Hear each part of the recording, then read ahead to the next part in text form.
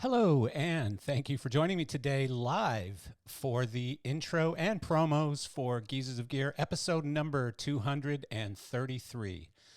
Today's podcast is brought to you by Stratum Productions. Stratum is rooted in the Midwest and is committed to setting themselves apart. They're not just in the audiovisual industry to meet expectations, they're here to exceed them.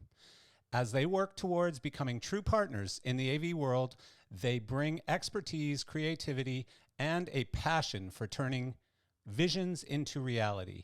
To learn more about Stratum Productions and what they offer, please visit stratumpro.com. And this episode is also brought to you by our newest sponsor, Row Visual, Topaz-centric, brought to you by Row Visual, the display technology behind powerhouse tours like Adele, Metallica, Ed Sheeran, and more, comes the Topaz series. The all-purpose live events LED panel is a welcome addition to the Row product lineup. I got stuck. With its high precision mechanics and excellent visual quality, the platform brings flexible designs to your fingers without the hefty price point associated with custom LED. Topaz's all-in-one platform places the reins back in creative hands with flat, curve, and cube configurations that combine versatility with reliability. Newly patented, the One Curve TM lock design allows users to easily curve the panel with just a twist of the wrist via the innovative hand grip. Reduce color shift and poor viewing angles as Topaz creates smooth and flawless curves that let your audience focus on the experience, not the LED screen. For more information on Topaz and other LED solutions, please visit rowvisual.com. That's ROE visual.com.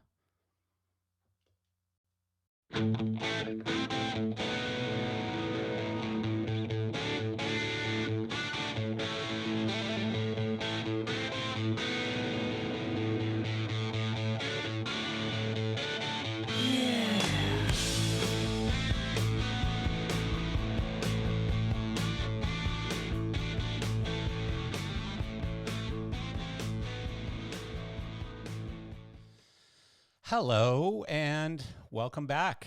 Episode number 233. And so it's been a morning, and I will tell you, I've been determined and praying that I wouldn't screw up one of these live intros, and I just did with Row, of course, our newest sponsor. So I apologize that I had a little brain freeze there, but Row are amazing. We're super happy to have them on board, obviously, leading the LED screen, LED panel charge for years now. And Frank Montero, who runs the U.S.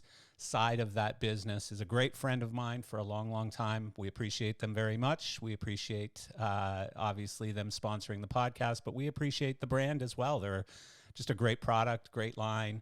And so we're happy to have them on board. Speaking of sponsors, I also want to mention our newest sponsor who just got signed up. I believe they'll be sponsoring an episode in the next week or so. And that is RZI Lighting from New Orleans. Not only great sponsor, but great company. Ray's company, Ray Ziegler's company, RZI, is the premier lighting and staging and rigging company in New Orleans.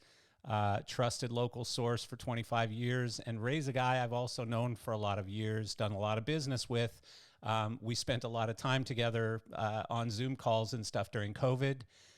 And honestly, sadly, like most people, we haven't since. So it's going to be fun to catch up with Ray. Hopefully we'll get him on the podcast soon and just talk about his business, how it's changed and evolved. And, like usual, talk about how he got into the business and stuff. So today's guest, Josh Allen, has been actively contributing to the lighting industry for more than 30 years. He held the position of principal consultant with Theater Consultants Collaborative, where for over a decade, as member of the American Society of Theater Consultants. He consulted on the design of hundreds of performing arts venues throughout the United States, Canada, and beyond. In 2016, Josh co-founded 3LR Design Inc., a firm specializing in cohesive design, rigging design, and control systems for entertainment-themed environments, cruise ships, architectural, immersive, and architainment lighting. That's a lot. His projects ranged from ship-wide lighting and control system design for Carnival cruise lines and Viking river cruises, and multitudes of professional and educational facilities, performing arts, and sporting venues, houses of worship, television and broadcast studios, and museums to provide the lighting specification documentation for the new MGM Las Vegas Sphere and everything in between. Wow, that's a lot to talk about. This is not going to be a short episode. So please, let's say goodbye to Live, and let's say hello to Josh. Hey, Josh.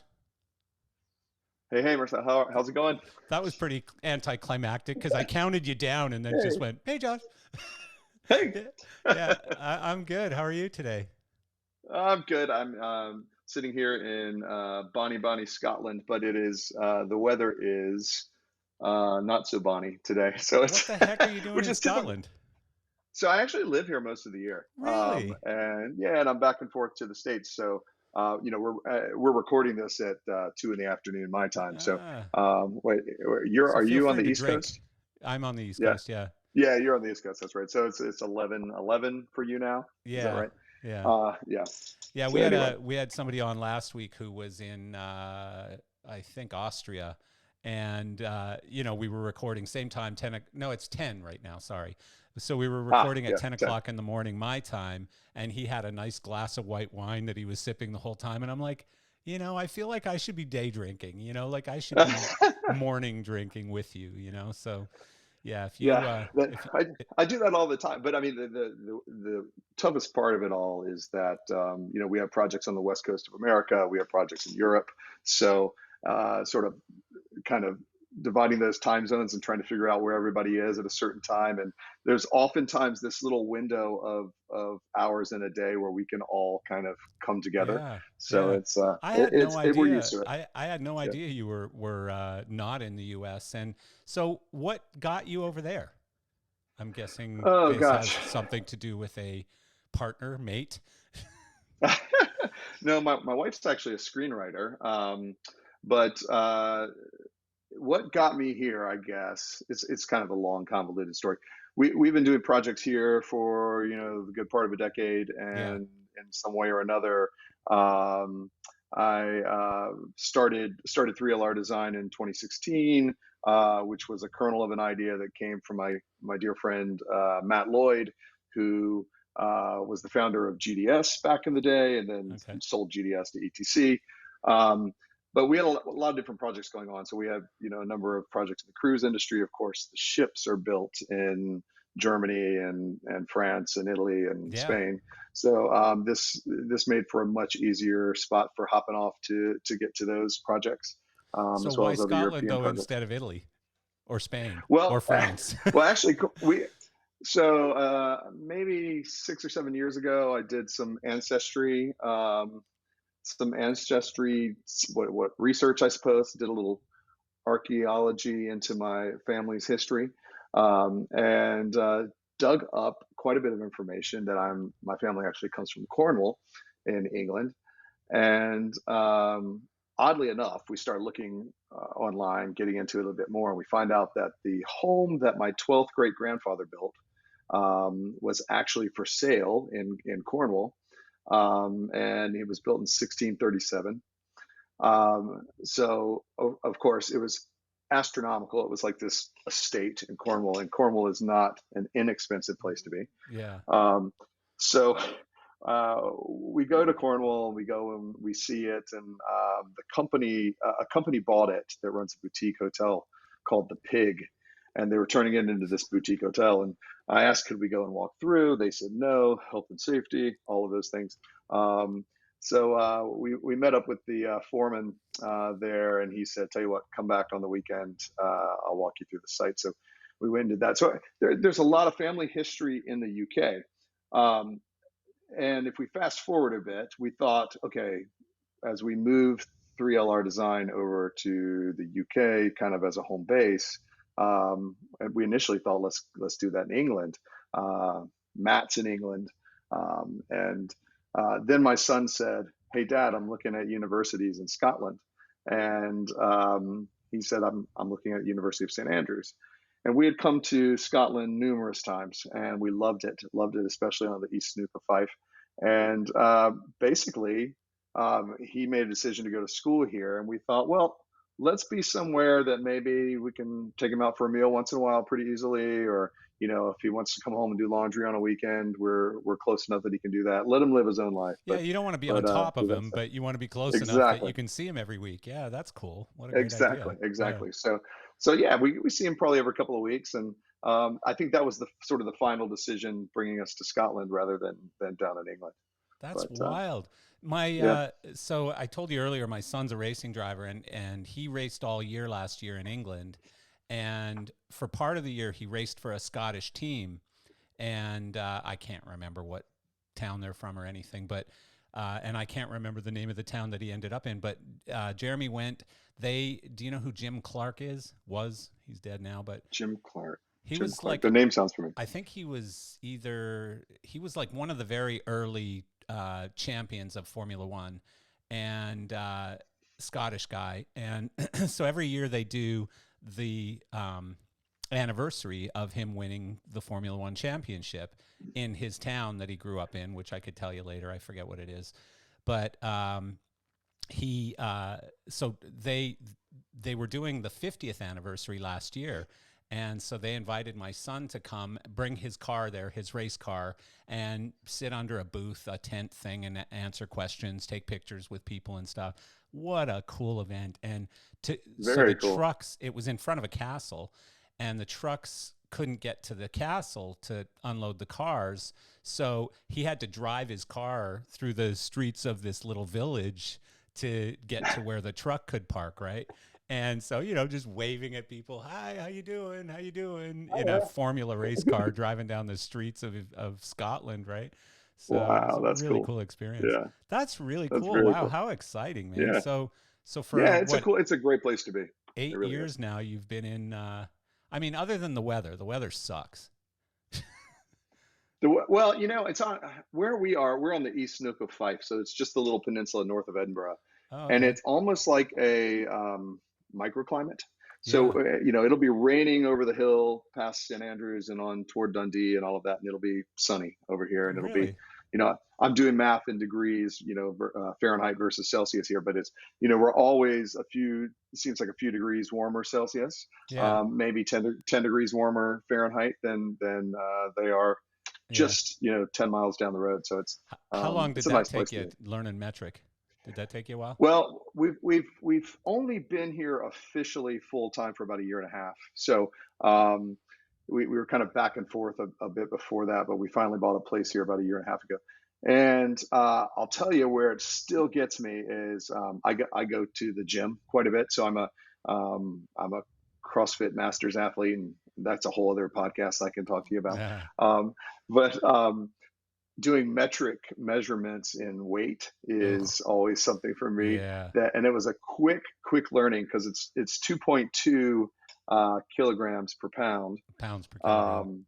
Sorry, pounds per kilogram. Yeah, Yeah. see, I'm already doing the math wrong. Well, I'm And Canadian. I'm Canadian, and yeah, I'm of an age where I was in like the sixth grade, I think, when Canada switched over to metric. So I knew right, both, and I also learned the conversions in school. So I learned it all right, properly. So for me, it's always been second nature. Like you could tell me in miles yeah. or kilometers, and I'll know exactly what you're saying, right? Well, I think they should teach this to every American. I mean, because Oh, heck yeah. it's It's only a matter extremely of useful. time. Anywhere else you go in the world, it's extremely useful, and all this Yeah. back and forth stuff. So I'm constantly doing that kind of math. Really quickly, I learned to do that conversion when I went and loaded up a bar for a back squat with a bunch of weights on it, and thinking in pounds, and stood up off the rack and quickly realized it was kilos. Oops. So Yeah. I made a mistake here. Yeah. Yeah, Yeah. exactly. Well, you're becoming So 2.2 times as strong then. that's it. That's Yeah. it. Yeah. That's the good news. Well, that's really cool. Yeah. I like that. So, obviously your family back here, do they come visit you or anything? Like are they like, cool, Josh lives in Scotland, we're going to go over there all the time? I know everyone Yeah, says they that do. and I then mean, they never do it. family and friends. My brother, who I'm probably closest with, still has not been over. Uh-oh. Had mom over last year. She enjoyed that. She's getting up there in age, so it was a hard trip on her, but it was good for her to do that. And Yeah. my wife's family the same. Of course, we've had a lot of friends saying, "Hey, you're in Scotland now. I'm going to come over." Seems like everyone wants to come over in August, which is in Edinburgh, the time to be here. You've Yeah. got Fringe Festival going on Yeah. and the tattoo and Yeah. everything else. So Yeah. yeah, Yeah, my son got but a whole doors bunch always of open. my son got a whole bunch of pictures at the castle, the Edinburgh Castle, and Yeah, thought it was pretty cool and stuff. He had fun being a tourist there for a few days. But yeah, very cool. yeah, when I moved from Calgary, Canada, to South Florida, similar. Like for the first year or two, because it was Florida and because Canada's so damn cold, I'd get some visitors in the winter. And then even that mellowed out because it's a long trip. It's almost like going to Scotland, from Calgary, Canada. It's Right. You can't really get a direct flight, so it ends up being an 8 or 9 hour day of flying, uh, Yeah. and so yeah, I don't get a ton of visitors. And now I go back and forth. I have a place in the mountains in Canada that I spend the warm half of the year, and then come back down to Florida. So I guess I'm truly a snowbird now, or Right. whatever they call them these days, the kids these days. So Kids these days. we got a lot of stuff to talk about. Oh yeah, I sure. don't know if you've heard any of our podcasts, but I like to find Yes. out how people get into this crazy industry of ours. And you might be young enough where you actually came in with a legitimate, college degree and stuff like that, versus so many people who came in by accident. Yeah. How did that happen for you? Let's see. Well, I am in my 50s, so that does qualify me as a geezer now, I Uh, think. I So think these days, you right? look younger. You look younger. Yeah. Yeah, Um, Eric Loader from Elation put the definition at 50. He said at 50 you're a geezer, right. before 50 you're not. But I've had You're not. I've had young ladies, young men, I don't care. Like Yeah. it's just a name of the Yeah. podcast. You don't have to be old, No, although many of my guests are. So, no, yeah. I think that's great. Yeah, gosh. I mean, getting into this industry. I mean, for me, honestly, it goes back to when I was. I'll give you the abridged version. When it goes back to when I was probably 4 years old, and my parents decided to put me in plays locally, community theater, those types of things. Um, Oddly Did they enough, have a I ended up. background? No, I don't think so. My mom was always like, she loved to do skits and things like that. Yeah. This is what she called them. So, I kind of started in the theater, and she kept enrolling me into these like fine arts workshop type summer Interesting. programs and, Huh. all of these things. And so I actually had some onstage experience as a child, and I was in a couple of commercials and various things. Um, and so, by the time high school rolled around, I knew I wanted to work in this industry. Hmm. And by the beginning of high school, I really started designing scenery. I was really into like architectural design. And my initial thought was, I want to be an architect, but I could be a scenic designer, Huh. and so I focused on what can I design for the stage and thought, well, I can always just roll that into going to school for architecture or doing something like that. So That's I a never cool rolled. approach. Yeah, Yeah, bridging I, the two together, basically. Architecture and theater. I'll do scenic design. Yeah, yeah, that's a right, cool yeah. approach. Yeah, well, I never really rolled it into to architecture that way, but Right. I did. I had a wonderful professor or a teacher in high school, Joe Burnsworth, who really I think um, shaped and molded me as far as for a career in what I'm doing now. I don't think I would be here doing what I'm doing if it wasn't for him. So a shout out to everyone out there who has had that teacher at some point in their life that's really made a difference. Makes a huge difference. Teachers are so important, whether it's just a mentor or a teacher. I mean, it's unbelievable. So, he kind of let me run wild with. with design throughout school, and I did some things I probably shouldn't have, especially like nights and weekends in the school where I just decided to turn our stage with some friends into a black box theater and just build it on the stage without him knowing, and then quickly being taken down to the principal's office on Monday morning because what did you do? Um, Nothing like walking into a National Honor Society ceremony where they're supposed to tap everyone, and there is no stage because we've put up flats across the whole front of the Oh, stage. oh And no. so, Oh yeah. no. Um, Well, because I so, I was mean, at we used to first, I do some was stuff. thinking that doesn't sound so harmful. What's the big deal? Like, geez, sticklers, But Yeah. yeah, when everything's Yeah. missing, that's a bit of a Yeah. Well, problem. I remember actually going into the principal's office, and I hadn't even planned to talk about this, and I probably haven't talked about this for 20 years. Uh oh. But I remember going in there, and he was with me, the theater teacher, drama teacher, and the principal was looking at me kind of sternly, but with this smile on her face. She was trying not to laugh about it, um, and I remember her saying to him, "Well, he's so serious," because I was like serious about all of this stuff, and I was apologetic that happened, but I just thought I was doing something better for everyone and in the theater department. And she said, "He's so serious," and my professor said, or my teacher said, "Well, he's just serious about his craft." And I remember that's always stuck with me, and it's one of those things that really I think kind of launched me into, yeah, I am serious about this. And that was Yeah. something that you know I started designing more scenery, more lighting, really get into lighting. I mean, we had a handful of like Kliegel fixtures and some Altman 360 cues we had just gotten, and that were kind of newish. So I mean, those kind of things, scoops, and all those old school fixtures that Yeah. most people today go, "What is that?" Um, but Oh, that's cool. decided, yeah, decided to go to school, decided to go to university for that, for lighting design, technical design. Yeah. Went to Otterbein College in Ohio, um, Is that where you're from? and no, I'm from Virginia, Virginia Beach, Virginia, Okay. originally. Yeah. Um, It's funny. I but know I know one other Josh, and he's from Virginia Beach. Yeah, God, what's there's his a Josh Ryan? Do you know Josh Ryan? Josh Ryan. Don't know Josh Ryan. He used to There's work for actually Color another Josh Kinetics. Allen. He worked for Color Kinetics for years, and now he works for another LED manufacturer. I forget which one. He's a sales guy, but worked for Ah, Color Kinetics in the early years and in the heyday of Color Kinetics. And he's right. about 7 feet tall, built like a football player. You'd know him if you knew him. But yeah, he's the only Oh other guy wow. I know from Yeah. Virginia Beach, and he happens to be named Josh.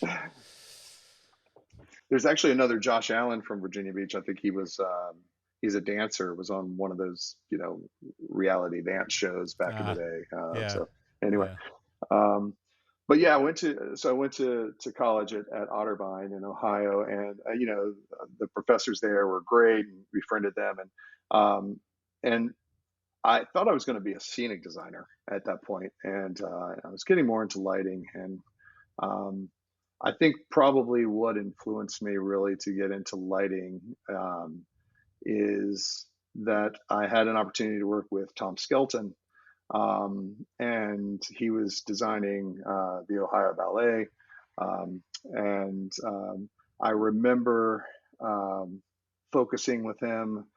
This was probably in the last couple of years of his life, um, and just sort of watching him work. And I was so intrigued by the way that Tom Skelton worked as a designer, and it's just always stuck in my mind. I remember standing on stage and focusing a dance plot with him, and he would not say anything. He would stand there and he would chain smoke, and he would just not say a thing. He would look up and just do this, or just put up a hand for a shutter cut, but never spoke. And if he had to speak, it was like one of those things where you didn't want him to have to speak. You just needed Uh-huh. to do. Uh-oh. You needed to Yeah. understand what he had to do, and I was so intrigued by that. Um, so after school, we decided to. I met my wife in college, Cool. um, and she was a performance major, but she really wanted to get into casting. So moved to New York, and she was working for a casting director's office as an associate. And I decided to just start knocking on stage doors. Um, I had only done 3 years of college. She was a year ahead of me. So I said, well, screw this fourth year. I'm just going to move to New York with her. Yeah. We weren't married yet, but that's what you do for love. Yeah. And started knocking on stage doors and trying to get work. And so was kind of there back and forth for a year in the city with her, making contacts, doing what I could. We got married. I decided to go back and finish my degree just to do it. So Yeah. yes, I do have that college degree. So that was Um, what, like mid and 90s or something, right? 95, Okay. yes, Yeah. 95, yeah. And got my BFA in theater, emphasis in lighting design. Um, uh, my wife is from South Carolina, so I sort of have these steps along the way. We kind of moved to where she was from, and for almost a year, because I couldn't get anything else going. I was pulling sky trackers around behind a truck and doing a lot of, like, Piggly Wigglies and strip clubs and Oh those boy. kind of openings. And there's So some, back up a second though. You got your lighting yeah, degree in yeah, in New York, yeah, the place where you'd want a lighting degree. And right. No, I you, got my degree in Ohio, oh, in but then Ohio. had been to New York for about a year and went back and finished the degree in Ohio. Yeah, Oh, okay. Okay. So you were back in Ohio because obviously that right. degree would come in pretty handy in New York. You know, there's a few places Absolutely. you could use that. Uh, and you know, but who knows? I mean, maybe had you stayed in New York and used that degree in theater in New York, you'd still be in New York homeless right now with, you know, Well, that was just New York round one. yeah. Oh, So yeah, it's a long and convoluted story, and I am giving you the abridged version. you've done a I lot of did. stuff. There was.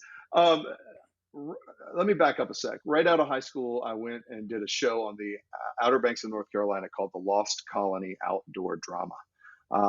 I don't know if you've heard of that show. I It was haven't. the longest running, and it still is the longest running show in American history. I Really? believe they're about to hit their 80th season this year. Um, And what's it called so again? the Lost Colony. It is the story of Sir Walter Raleigh and Queen Elizabeth sending over the first colonies to America. This colony completely vanishes. They don't know what happened to it in 1587. So it was a sort of an outdoor symphonic drama. Um, uh, I met a lot of people on that show who are still my friends today and were really influential. People that I ended up working with in New York, people that are still working on Broadway in New York. Huh. Um, you know, the production costume designer at the time was William Ivy Long. Of course, he had won a number of Tony Awards. So it was a good place to be in the summer. So Yeah. while I was going back to school and my wife was in New York and we moved to Charleston for that year and I was pulling things around, it never failed. Each summer for the next 7 years or so, we would go back and spend our summers on beautiful Roanoke Island doing this show. It was almost like that summer stock retreat that you just love to go back to. That's cool. And it didn't matter until it just didn't make sense anymore because you're like, okay, we can't just pick up and leave. We have like real lives. Um, so I'll back up to Charleston. I didn't want to pull Skytrackers around. That wasn't what I went and got a degree to do.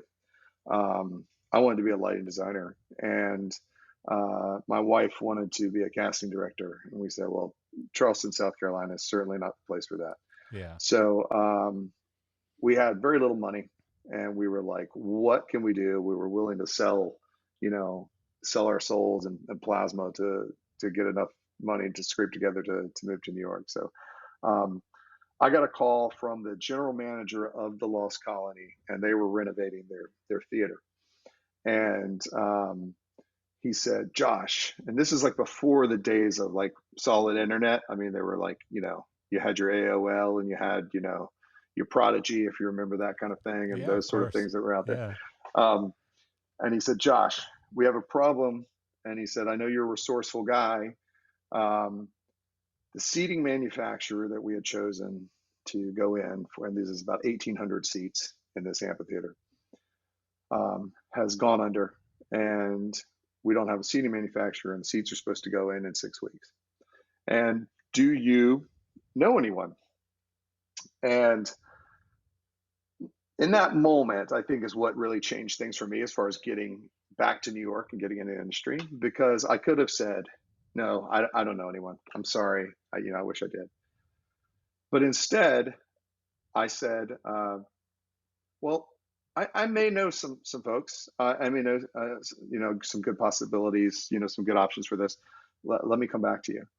So I hung up the phone and immediately started calling friends of friends. Who do you know? Who do you know in seating? Ended up with talking to the rep from Irwin Seating at the time. And I said, look, if I hand you a deal to do 1,800 seats, and they had given me what they needed to pay for them. And I said, can you do it for this amount and figure in $10 a chair for me as a commission on this? And they came back to me and said, yes, we can do that, and we can deliver in 6 weeks. So I had them send a sample down and So your cut's 18 called the general. grand just for saying yes to something that you had no idea where you were going to find seats, right? Well, exactly. It didn't end up quite being that much, but Yeah. still, at the end of the day, they got their seats. They didn't pay any more than they were going to pay before. I ended up getting a commission on it, and we took all of that money. We moved to New York, paid for 6 months rent up front to our landlord, and Cool. basically said, we're going to give our 6 months, so 6 months to a year to not have to worry about money. Let's just go and get work and figure things out. And so that was a huge thing. And that's something that I always tell people. It's like, when you're faced with a question that's like, can you do this, or do you know this? Is the answer always no, if your initial answer is no? Or should you take a beat and say, let me think about this for a second? Um, and uh, and I think that's really what got us back to New York and really got me going to get started in the Yeah. industry.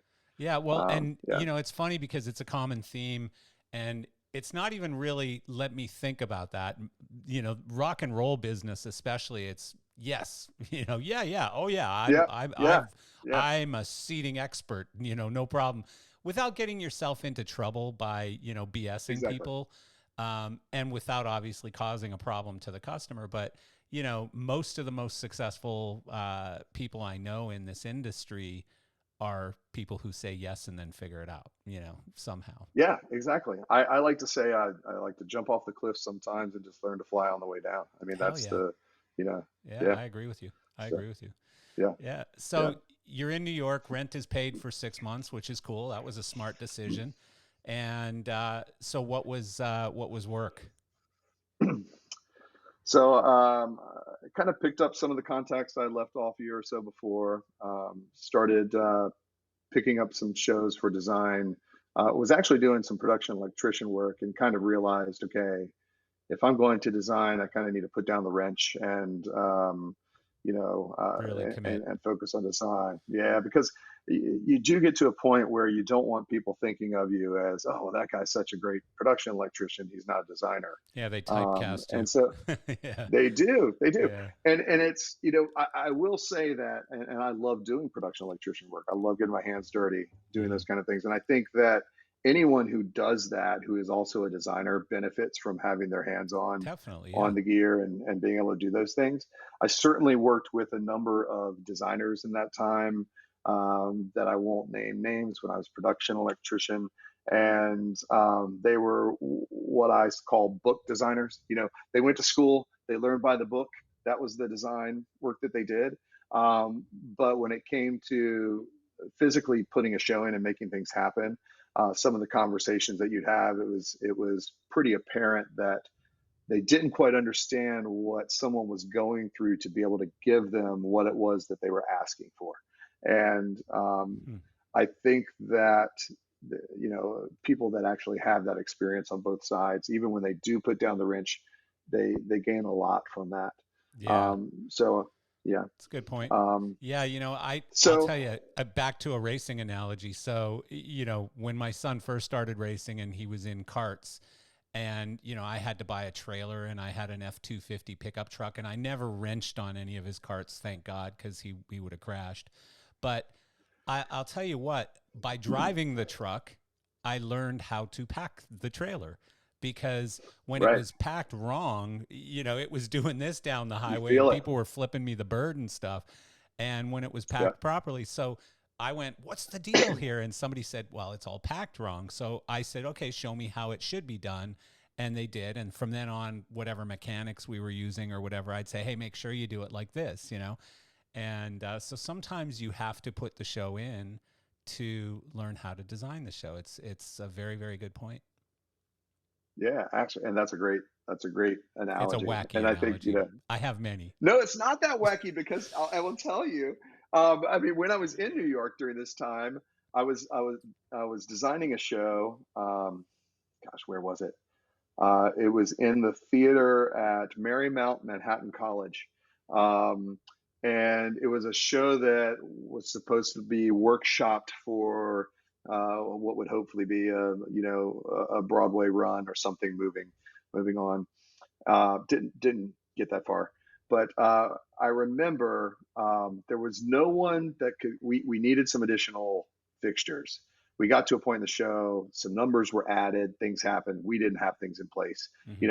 It wasn't because it was dance. They wanted some very specific lighting in certain places, and we just didn't have the fixtures to do that. It wasn't like we had a bunch of moving lights, at the time, or we had Yeah. LEDs that could change color. It was like you planned for every fixture and what every Yeah. fixture did. Yeah. Um, and so I remember thinking, okay, well, I need to get these. I'm calling around. How can I get these quickly? They have to be put in tomorrow. Who's got them? It ends up being that Altman Lighting had what we needed. They were the closest to that could get it all together that quickly. They said, "Well, send someone up." So we got a truck. We rented a truck, and um, I was the only one that could end up driving up there to pick the stuff up, and I didn't mind. My brother was with me, and he was often my production electrician when I was designing. And Huh. so we drive up to Yonkers. And have you ever been up to the Altman Lighting I at have. Yeah. Yonkers Yeah. I used when to it be was up there? really good So friends with Bobby Altman. oh So, yeah, great. So yeah. when you come out of there, there's this big hill that you kind of Yeah. have to go up. And just thinking about you and packing the truck. Well, Yeah. they would, because of the union agreement and everything, they would sort of drop the gear, and then you had to put it on the truck. And so it's like pile a bunch of cable at the back end of the truck to keep the boxes from rolling, and all of this. You had to And plan. so I remember that Yeah. happened. Yeah, you did have to plan. And as we're pulling out that big hill at Altman, my brother and I hear like this really loud banging noise, and we're like, Uh-oh. oh crap. And I feel the truck like doing this. And so we get up, we pull over, we go back. The back door, the roll up door is completely just bent out. Oh, We can't no. get it open. We had to like put a jack in there and try to straighten this thing out. Destroyed it because it wasn't packed properly. Right, it was just chucked in there, and Yeah. that's the way it Yeah. happened. So Yeah. not a bad analogy to understand how you have to do something before you have to do Oh, something else. absolutely. No, and I mean, I Yeah. also, I grew up playing in bands, and, when we toured, it wasn't very glamorous. It was a converted school bus where the front half was passenger seats and the back half was our gear. And if you wanted to sleep, you'd usually crawl into the back half and sleep on top of some speaker boxes or something, or drum, cases or whatever. And if it was packed right, you were kind of safe. If it wasn't and things moved around, you ended up wedged in between two sets of speakers or something. And so, yeah, I've always sort of learned to appreciate a well packed truck, I guess, in really weird ways. Right. Yeah. So, Absolutely. yeah. So that's cool. So You had that. So you yeah. had the tech experience that probably helped you design better, and probably thinking about the crews too, thinking about the people who are going to have to work on this stuff or put it in or take it out or whatever. Like, I think rock and roll shows are designed like that these days, but I don't even Right. know that theater shows are even to this day.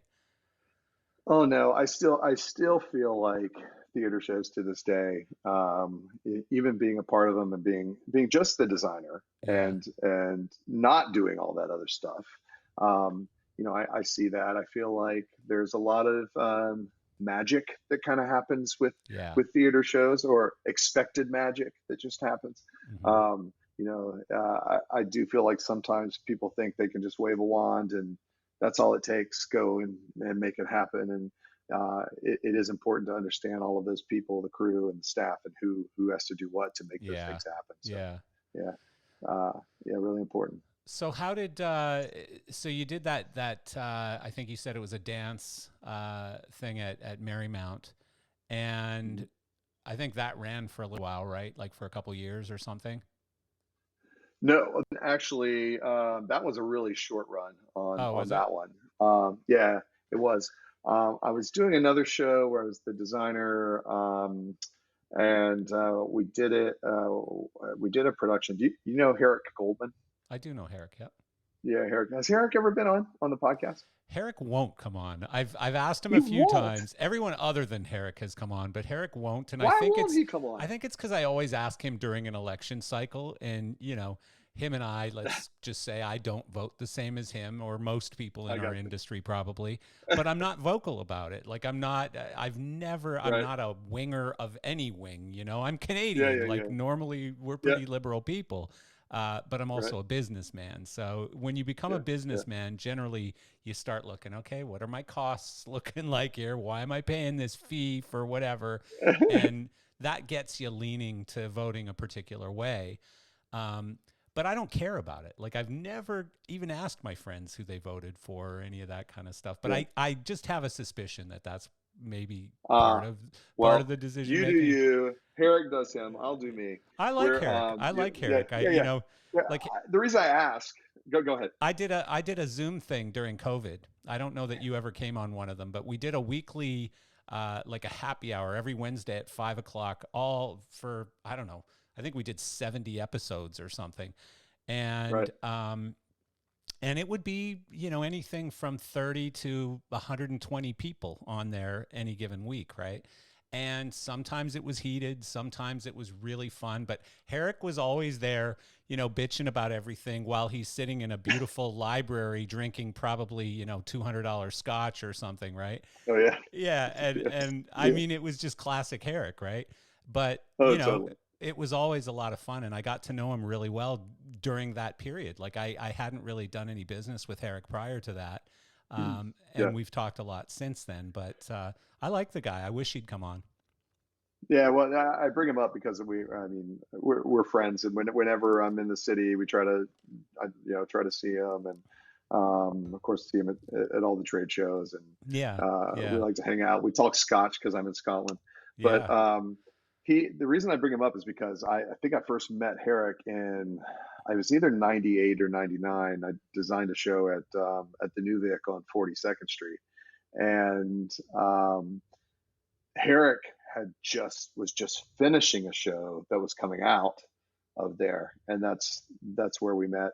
Um, I think he was doing a show called Crash Test Dummies, and it was this crazy show where these acrobats were on these big car springs. Another car analogy for you, Yeah, to come up with something. But yeah.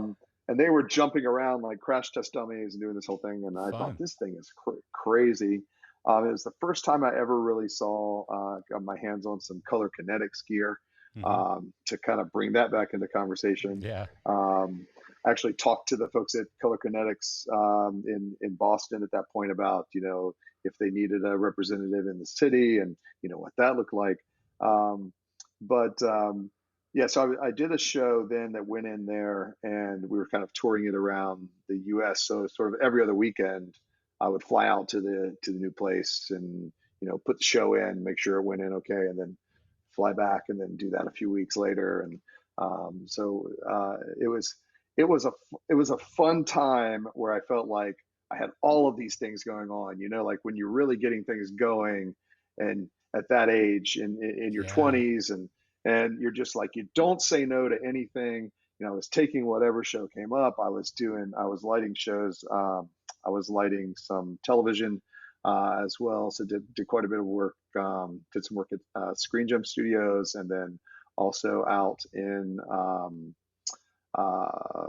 out of Kaufman Astoria, Yeah. doing some things for Nickelodeon and Lifetime Networks, and Like you said, though, an and those exciting types of time. things. Like you could see it becoming a real career at this point. Oh Obviously, yeah, like I you're mean, it like, was just holy like, shit, I've made it. I'm I've actually made earning a it. living Yeah, doing lighting. yeah. I had joined United Scenic Artists. Yeah. I was doing, I mean, it was the whole thing. It was right. I was living the dream at that point in time, and I think you learn things during that time.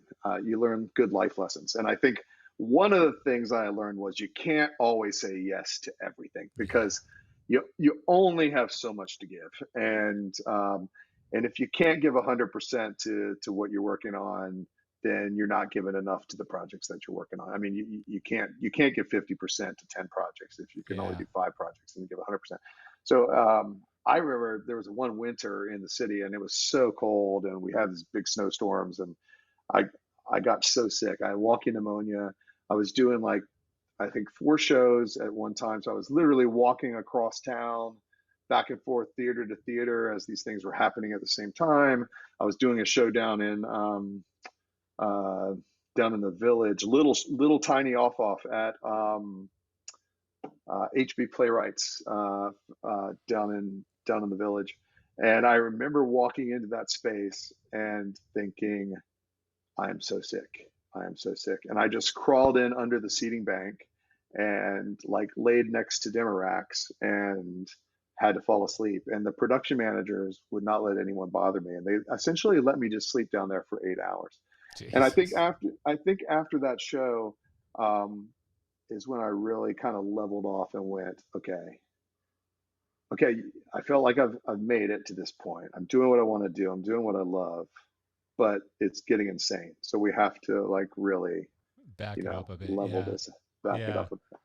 Yeah. So, But a fun time.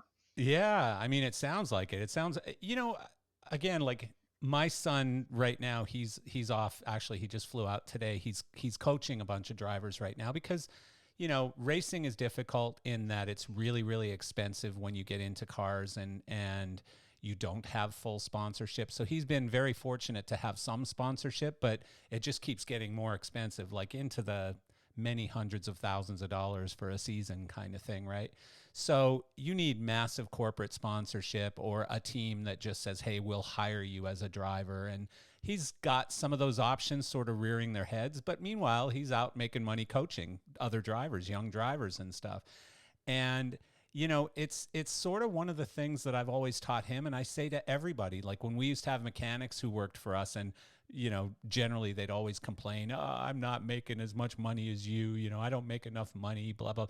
My answer has always been, look, you're doing exactly what you want to be doing. You're doing what you'd be doing if you had to pay to do it, and you're getting paid. So you have one Right. life. You've one life. Shut up, smile, and go to work. And my son said that to me. He said, Dad, I love coaching these kids. It's a blast. I can't believe I get paid to do it. And he Right. coaches on simulator too, which, because he got very good at sim throughout the whole COVID thing. So he coaches drivers on simulator over, like, they're on Discord during the whole time, and Wow. he's Yeah. watching what they're doing and saying, you're turning Yeah. too early, you're turning too late, whatever. So yeah, I mean, that's amazing that you managed to, and probably, the whole Frank Sinatra thing, if you can make it there, you can make it anywhere. So you did it in New York, which is kind of cool, right? Yeah. Yeah. It was very cool. My wife was doing her thing there at the same time. I mean, we were like ships passing in the night sometimes. Yeah, I would be coming home from a really late call, and she's literally walking to the train in the morning to go to her that's office. So, amazing. That's yeah. amazing. Um, but yeah, it was really good. I continued that on into the early 2000s, and then just really enjoyed that time in New York. I think we made a lot of contacts, and we got to the point where we felt like, okay, we want to have a family.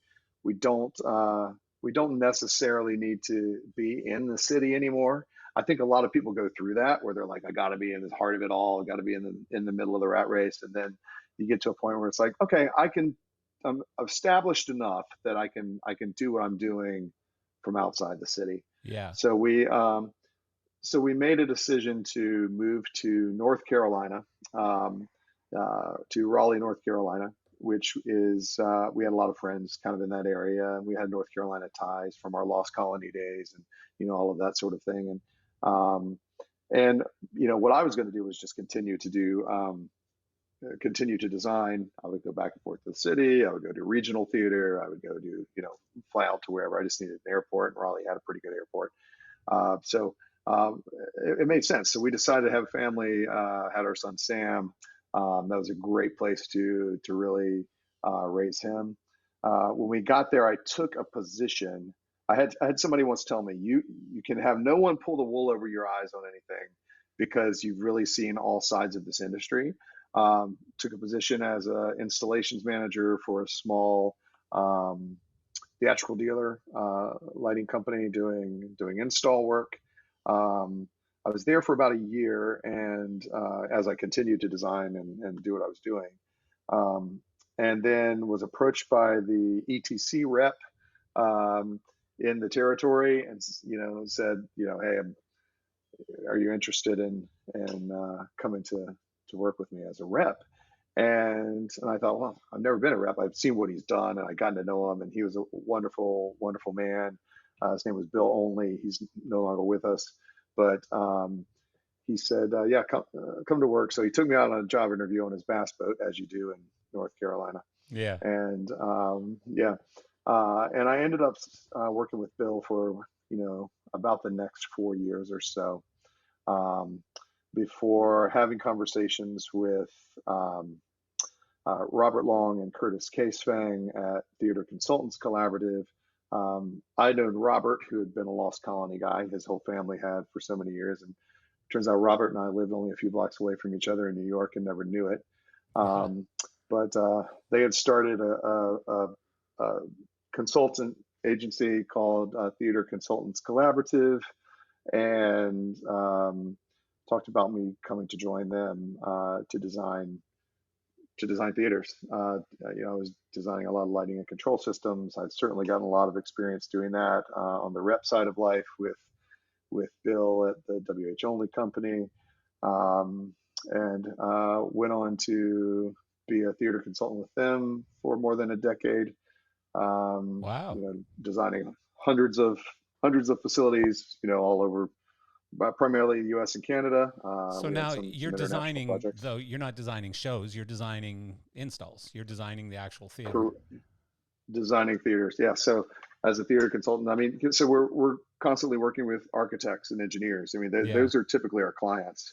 Here's a concept for a new theater building, and then of course we would design all of the theater components, the room shaping, the systems. We'd work with the acoustician. We design all the lighting control systems, rigging and automation systems. Yeah. Putting all of those things Yeah. into place. And I found very quickly that I loved doing that as much or more than I did putting shows into theaters and Really? designing shows. Because the thing with a show is that you never know how long that show is going to run. Unless it's a set run and it's a short run, you don't know. So you put all this work into it, and then the show may run 6 weeks, it may run, 6 months. It has a lifespan typically, unless you're a, Phantom or Yeah. something that just Yeah. runs forever. Not many of us have had those kind of shows. Yeah. But where you're designing a building, you're really thinking long term. So it's, how are the users going to use this building for the next 25 years? What is that going to look like? How can it be scalable for technology purposes? Where are we going to be with technology in 25 years? When it comes to our industry. Yeah. So I found that really trying to plan and design for those challenges in those types of spaces was something that I absolutely loved, Yeah. and continue to do to this day. Um, and it's so I was with TCC for more than a decade. Actually, Apple contacted me to do a commercial for on how we use iPad for theater consulting. So if you Google, you That's know, cool. if you Google theater consulting iPad, there I am. You'll see Wow. Apple commercial. That's cool. Um, yeah, yeah. But I mean, we did a lot of wonderful projects, and I love those guys. Left on good terms with them. Um, Started 3LR Design in 2016.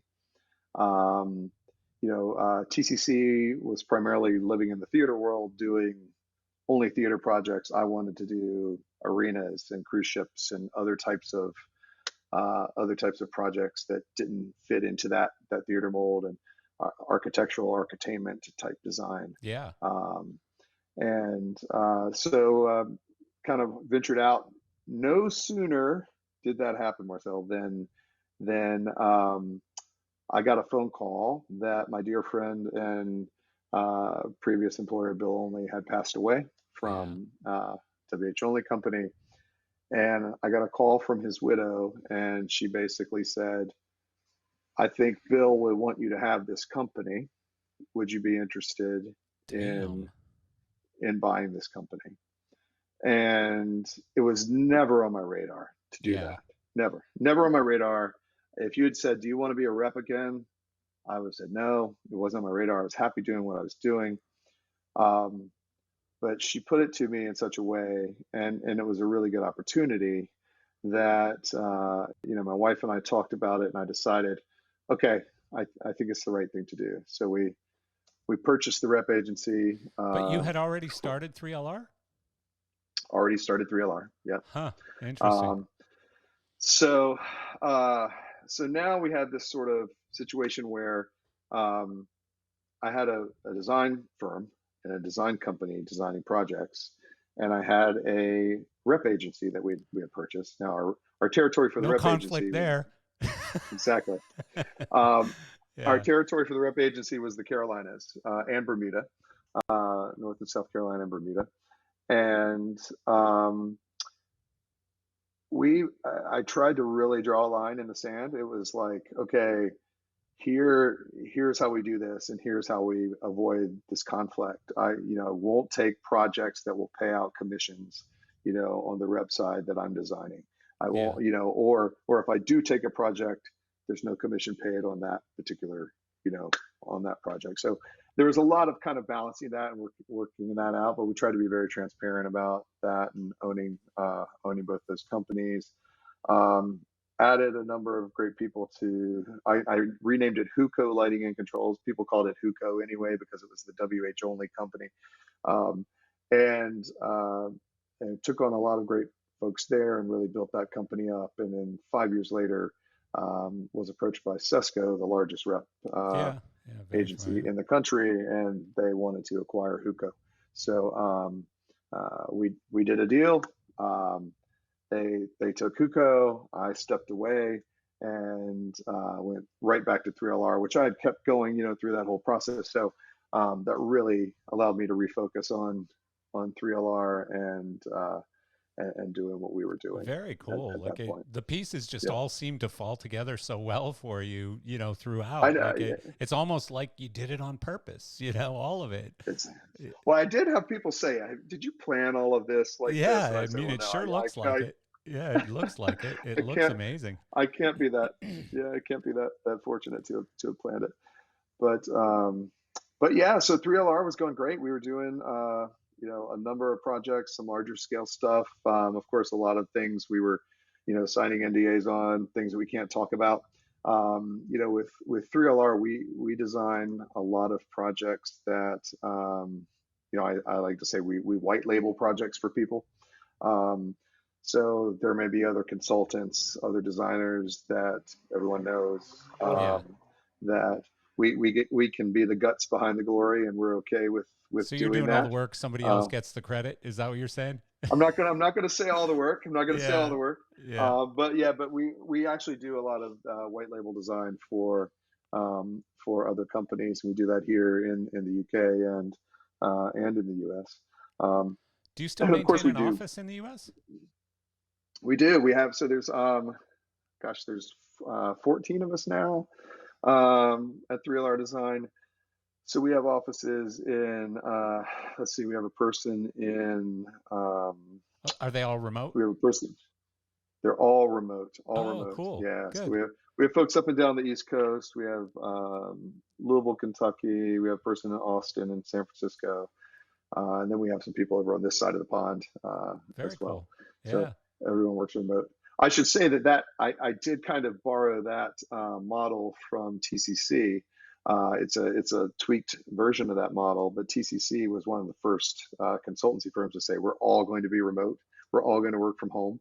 Yeah. People thought we were crazy for doing that, and then after a while, they started realizing maybe we don't need all of these brick and mortar, You know you know, what? So, locations. I Yeah. don't want to spend too much time on this because it's boring. But my company Gear Source was remote before it was cool. We've been Hmm. remote for uh, I don't know, probably 2015, 16, something like that. Sold the building, just completely got rid of all offices and everybody worked remote. And so when COVID happened, I was actually helping people and companies to become remote. And I found so many companies had like these on-prem servers and software and didn't know how to get into like cloud and didn't know Cloud how to, services, yeah. yeah, they just didn't have Google Drive. They didn't have any of these tools. So I was helping people. I was teaching people how to use Zoom, when COVID Right. happened. And, now it's funny to even talk about that because everyone knows. But I wanted to mention, and, it's not an advertisement or anything. They're not a sponsor. They don't pay me. But I use a remote product called Roam, RO.am is Okay. the web domain. You should check it out. So it's basically, it bridges sort of the gap between remote with like occasional Zoom calls and an actual in-person office. And so on your screen, you actually see an office building. It could be multiple floors. You could have a design floor, whatever floor, a purchasing floor. And you see all of the people. You see who's in their offices. You see if they've got a guest in their office. You can knock on the door of any of the offices. And then you've got conference rooms, and you can name all of these different conference rooms. And conference rooms can have all kinds of different assets in them. You can have video conference rooms, audio only. You can have whiteboards. It saves the whiteboards in the conference rooms. So if you pop back into conference room 3, whatever you were working on in there is up on the screen. Uh, it's amazing. It's been a game That changer sounds really for us. cool. It's been Yeah, a game changer I for just my pulled it up company. here. Yeah. Yeah. I mean, if you That's need an that's introduction always. or anything, just reach out to me and let me know and I can connect you directly. It's a really new company, but they're amazing. It's been the coolest piece of software I've latched into in the past few years. So, Yeah, um, no, that's great. I mean, yeah, we back in the day with TCC, we were, running stuff like Microsoft Groove. It was like one of the first like remote sync to computer yeah. bits that they had, that predated so much of the cloud type products that we have now. Yeah. So yeah, Yeah. when we got to COVID, we were just like, oh, another day in the office. I mean, because it was just that's what it was. Yeah, same for Um, me. Same for me. It didn't, yeah, from a standpoint of being able to communicate with our staff and being able to do our job, nothing changed. In fact, it got easier right. because everyone else was so attentive. Everyone else was available to jump on Zoom calls with us and stuff. So, Yeah. yeah. So now you've, at that point, I guess. So when did you sell? 22, 21? We sold in 22. Yeah, Okay. 22. So Yeah. then you just leaned completely into 3LR at that point. And so what does 3LR mean? There's got to be a meaning behind a number Sure. and two It's just letters. random number and letters that we chose out of thin air. No, I'm just Okay. I kidding. thought you were serious there for a second. You're, I was like, wow, that's sure. Why brave. not? We're I like, love this it. sounds good. It rolls off the tongue. Yeah. Yeah, yeah. Yeah, we were actually Matt Lloyd came up with it. I mentioned Matt before. So we were sitting in I forget where we were at a USITT or something, and we're sitting in a bar, and he was wanting to watch Six Nations rugby, and we were having this conversation, and anyway, he said, so I have this idea, and he's telling me about it, and he says, um, have you read about the third lighting receptor in the human eye? And I said, no, tell me about that. So he starts telling me about it. And do you know about this? Do you know I about don't the know. third lighting? Okay, okay. So there was a maybe almost 20 years ago or so, there's a third lighting receptor that was found in the human eye. And basically, that receptor is what allows us to experience emotion through light. And so even blind people, we find out, have this receptor. So uh, someone who can't physically see can still feel emotion through different types of light. Hmm, But those of us who that's can wild. see, the lighting really affects our emotion. Um, so he was like, wouldn't it be cool to have, a company, and we called it 3LR because we're lighting by emotion, or lighting by emotion. I mean, he was coming up with all these things. So the idea is that whatever we do in our industry when we're designing, we're not just doing it because something looks good, because we're trying to evoke emotions in people, and make that connection through light, whether they know it or realize it or not. And I like to always say, if you go to see a show and you have this beautiful scene on stage, that scene is going to make you feel one way or another. Um, it immediately made me think of watching Jennifer Tipton do do a session on various angles of light, and talking about, how do you feel? How do you feel when we have direct side light? How do you feel when it's just top down? What is the feeling if it's coming up from under the chin, under Yeah. the eyes? What does that do? Um, that's and it's very, in a simplistic way, that really kind of hits true with what 3LR is. But really, it's just everything that we do should cause us to feel certain emotions. Now, Um, I hate to sound uh, negative or anything, but has anyone ever like spoken to laypersons about this and said, how does that make you feel? How does this make you feel? And they're like, I don't know. Like, I don't feel it. Because, I remember way back in the day when like a nightclub owner would say, but this light's more expensive than this light. So tell me, how many more beer will I sell with this light versus this light? And the answer is right. usually none more beer, sir. But None more beer. Yeah. none more beer, sir. But Yeah. you know, like, is this just a bunch of us lighting geeks talking about this kind of stuff and the third receptor and all of these things, or is it really a thing? It could be, but I mean, personally, I believe it's really a thing. Yeah, Have I ever gone to a bar and had those conversations? No. I mean, I know that's just an example, but yeah, it, I do feel like it is something, and obviously studies have been done on circadian rhythm, and how lighting affects us in a daily environment. You hmm, know, sunlight at certain times, how that really affects our psyche. of course, yeah. There are whole buildings now being designed around, what do we do inside that's emulating what's going on outside, so that our bodies think it's a normal thing. It doesn't affect us in a negative And way. people buying like So, $100,000 red light beds and stuff like that. It's oh yeah, lighting is definitely becoming a thing when it comes to health and sciences and stuff.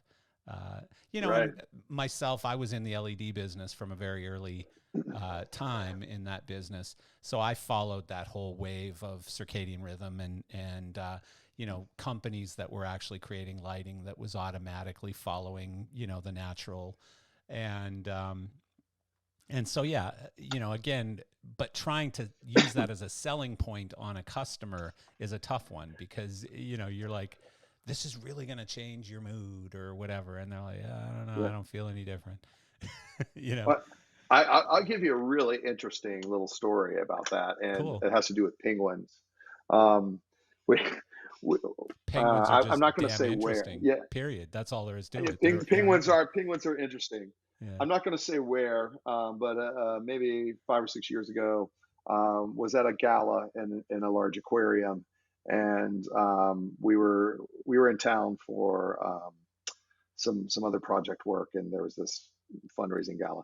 So we go to this thing, and we're kind of all wandering through sipping our champagne and, having hors d'oeuvres. And oddly enough, I think they serve fish cakes in the aquarium, which was Oh kind of my strange. God. Um, That's hilarious. so That's so funny. we get to the penguin exhibit, and I'm standing there and I'm looking at the penguins, and one of the animal husbandry, aquarium staff people are there, and I'm looking at the penguins, and suddenly the lights on this side of the penguin area go and go out, and the other side, these lights come on, and there's sort of more of a blue light, and and I look at this person standing there, and I'm thinking about this. And I mean, when it happened, it was almost like when you see it in a film, and of course they have to add the sound effect, like Yeah. Yeah. like all the Yeah. contactors Yeah. are going off. Drama. That's what it Yeah. felt like, right? Right. Um, and I look at her and I said, "Does that always happen that way?" And she said, "Yeah, because what I noticed was as soon as that happened, all the penguins come up out of the water. They crawl up onto their little concrete pads or whatever by their cave. Interesting. They all huddle up into a little ball and they go to sleep like that. I mean, it all Damn. happened like within 30 seconds. The light changed, they did it. It was like a Pavlov's dog type of effect." And I said, "Does that always happen that?" And she said, "Yeah, that's how they know it's nighttime now, you know. So it was day and now it's night." And I said, "Is that how it happens in nature?" And she looked at me and was like, "Well, what do you mean?" And I said, "I mean, when you go outside, does the sun just go off and the moon is just on, or stars are up?" Right. And she's like, "No, but we're in an aquarium." So, and I'm thinking, okay, there's got to be better ways to do this. So we started Yeah. going down this whole road of like, how can we do better for the aquariums and animals and all of this? And we start working with these zoo people. This is 3LR, so we're Yeah. going putting all this together. I had an assistant at the time named Noah, and he really got into it. Um, and we were as we were going through this this process, what we come to find out that a number of aquariums do it this way for the penguins. And one of them, there were case studies where the penguins were getting cataracts. And the reason they were getting cataracts is because the light angle of the light bouncing off of their cages or their environment was incorrect, because they live in a very low angle light typically. But Hmm. because the light was coming like this, it was bouncing up into their eyes and giving them cataracts. That's And we crazy. said we can come up with a solution to change this in a lighting way that tracks the sun, makes it a more normal thing, puts the lighting at an angle that does what it's supposed to do. How much is that going to cost? So we put up all this and we say, here's what it's going to cost. They come back to us and they say, well, it's less expensive for us every year to just send the penguins over to the whatever vet such and such and have their cataracts removed Oh my and put them goodness. back in That's than it insane. is to do the lighting.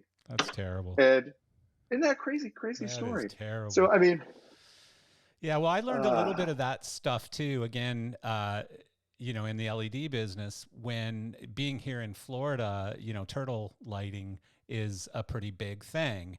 And, what was happening with a lot of the big condo buildings and hotels and stuff during mating season, turtles think that these deck lights, patio lights, and stuff on the hotels are the moon. And so they yeah, start going yeah, towards these lights and they end up getting run over on the road, or they lay eggs by the pool, or, just bad things happen. And so yeah, they started forcing them to use a particular orange. I can't remember what the bandwidth was right, or anything, but yeah, um, so they had to use these orange lights on all the pool decks and houses and stuff. And a lot of the billionaires and stuff who have houses on the beach, they pay the fines, because the fine is like $15 a day or something, and they just pay the fines and kill the turtles. uh, But but yeah, that's a yeah, thing. That's a yeah, real thing. yeah. We went through that. We did during COVID. I mentioned we designed a Viking ship, so we did the Mississippi Right. ship, and we do ships. We do the ship wide lighting and control systems. So not just the venues or things like that, but ship wide lighting and control. Yeah. And that was one of the things we had to take into account was, what's the wildlife situation as this thing's floating up and down the Mississippi? Right. Um, turtles, bats. Bats were a big thing. How does what we do with lighting affect all of these animals? And so it's so much more than I think of. Like I walk into a theater and think, okay, we have to make the scene look a certain way. We have to Yeah. get lights in a certain Yeah. place. That's it, right? This is a You whole know, lot of uh, problems floating up and down the river. yeah, You don't want to piss off the bat people. that's They're right. not good That's right. people to piss off. Yeah, that's wild. Yeah. So, I know one of your big projects, obviously one of the biggest projects was the Sphere. And I know that I think you warned me you can only talk so much about it, but uh, can you talk about how you were involved or Yeah, I mean, yeah, I would say there were literally tons and tons of different firms involved with that project. yeah. Obviously, it's a massive, massive undertaking. We were uh, we were involved in what I think is a probably a very very small way, but I mean, essentially, we did some white label design for some other firms. Yeah. We did do specifications for the lighting and control systems in the Sphere, architectural lighting and control systems, Yeah. Yeah. I should say. Yeah. And it was amazing. It was an amazing project. I mean, there's so many people involved that seeing everyone come together because there's so many silos of work that are happening Yeah. simultaneously, Yeah. and to see the whole thing come together to be what it Yeah. is pretty incredible. Yeah. Well, you know Brad Nelms, who works with me at Gear Source. He was telling me one time about how all the video panels went together. As far as being built in sections and then taken over in sections, and the exterior LED panels, Right. and it was just wild. It's wild, just the scope of that project. It's just completely insane. It is. It is. I love looking at the exterior up close too, because when you see it, on the horizon, it's just this amazing, beautiful display, right? But you get up close and to realize how far apart those pixels actually are, and that you can see right What through it. is the It's pitch just on the exterior?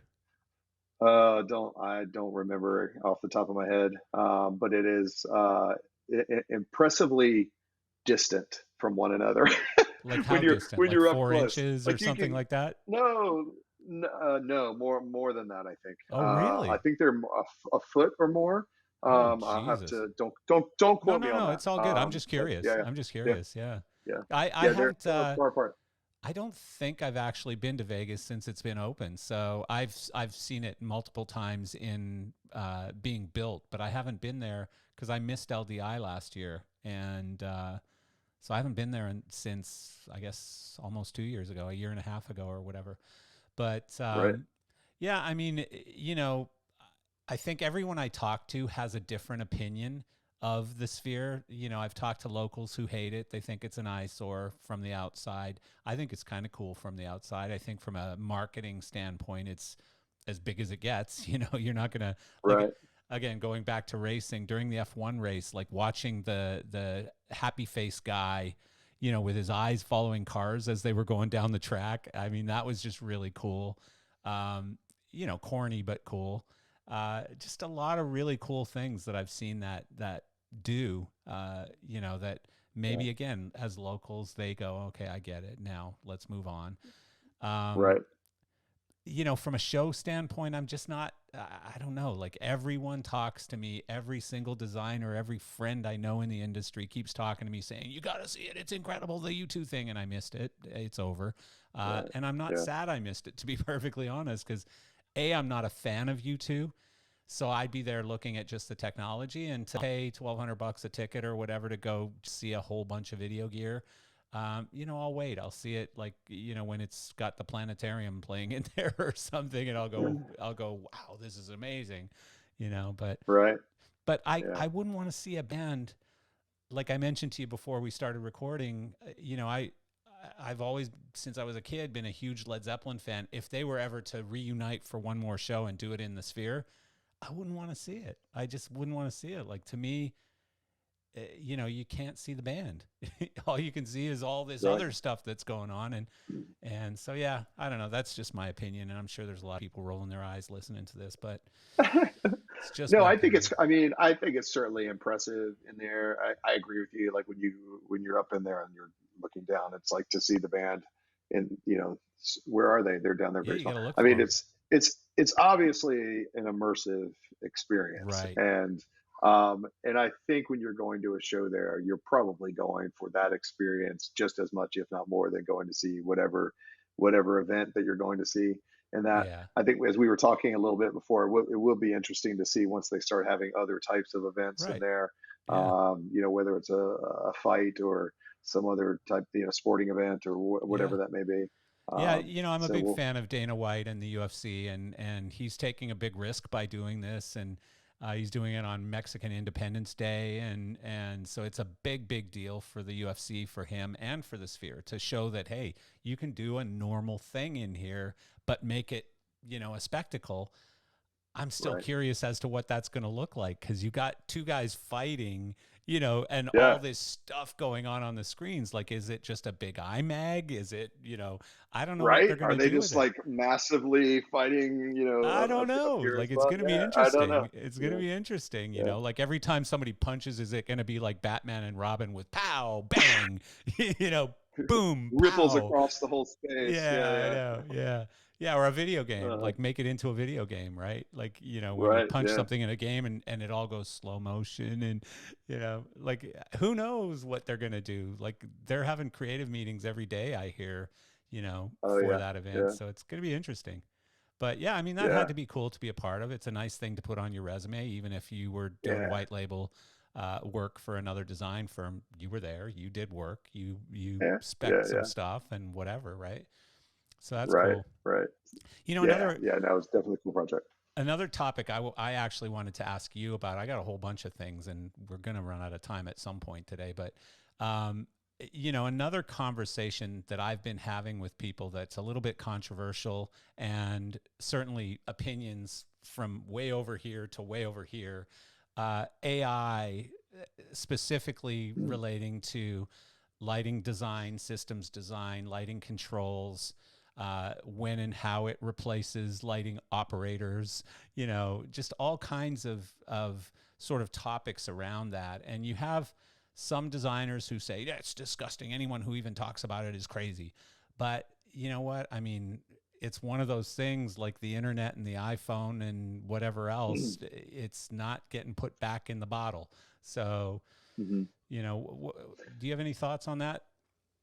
I mean, I feel like we're still very much in its infancy, and I don't know, who knows how far it's going to go. I mean, we have dabbled personally with 3LR with some different AI platforms that are kind of out there. Of course, everybody knows ChatGPT, and then Google has their Gemini now, and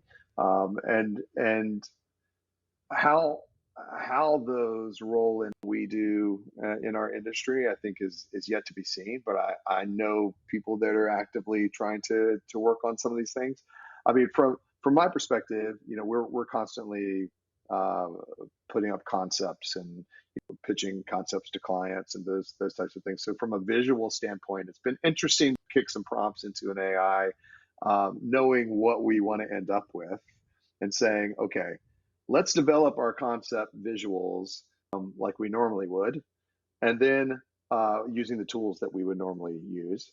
And now let's see if we can feed some prompts into an AI and tweak those prompts to get AI will come close to Well, what it is we were trying to do. We've kind of dabbled in using it from a conceptual standpoint, where we could feed prompts into an AI, have it generate some images, and try to create something similar to what we have spent oodles of time putting in concepts, and it comes up with some pretty wild and funky stuff. So from that aspect, I feel like it's a ways off, but I understand it's constantly learning. Um, yeah. Well, the the big other thing is the thing, the other, prompts. The big thing is the prompts. That's like, people don't necessarily, I'm not saying you don't understand this, but anyone who I've been on my own team or friends of mine who I've been talking to, they're like, I'm even just trying to get it to write a blog for me, and it's stupid. And but how you set up the prompt and how you set up what your role is or what the AI's role is. You're a lighting designer, or you're a sound engineer, or you're a whatever. You're a theater consultant, and you're looking at it from this viewpoint as you're designing it. But the other thing, like where I think, and sorry to interrupt here, but where I think some of the big change is going to come is when you get into purpose-built GPTs. Like when you get like DALL-E right now for images is useful, but it's not entirely useful. For very basic stuff, it's really good. For anything beyond that, it's not. But have you been watching Sora at all? Like that is getting insane. That's getting like there was one with balloons and stuff just a few days ago that got launched. That's just incredible. And that one, like if I was in that world, I'd be a little bit more afraid because that seems to be coming really fast. Right. Yeah, no, I agree. I think, I mean, my opinion is we do need to protect ourselves. And I don't know if that's some kind of, official legislature or something, that there need to be some rules. I think that our industry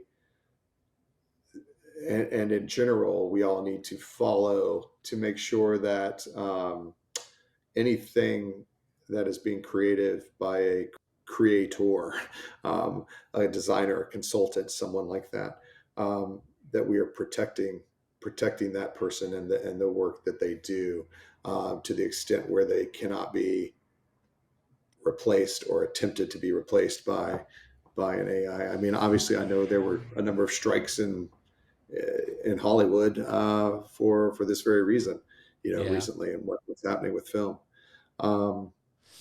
We sort of look at it a little more simply.